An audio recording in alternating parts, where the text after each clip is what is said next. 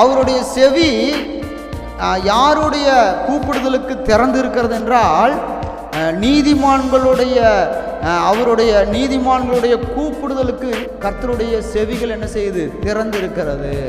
அல்லேலூயா. இப்போ நான் பேசிகிட்டே இருக்கேன், என்னுடைய சத்தம் உங்களுக்கு கேட்டுகிட்டே இருக்கு.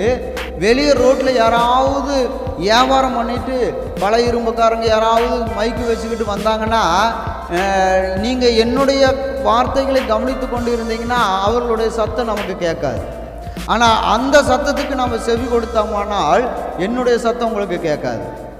ஆமாவே இல்லைங்களா? கரெக்டு தானே? யாராவது கூப்பிட்டாங்கன்னா எனக்கு கேட்கவே கேட்காது. ஏன்னா நான் யாருக்கு கவனம் செலுத்தி கொண்டு இருக்கிறோன்னா அவங்களுடைய சத்தம் தான் எனக்கு கேட்கும். அதுபோல கர்த்தர் நீதிமான்களுடைய சத்தத்துக்கு செவி கொடுத்து கொண்டு இருக்கிறார். துன்மார்க்கர் கூப்பிட்டா அவருக்கு காதே கேட்காது. அல்லேலூயா. யாருக்கு?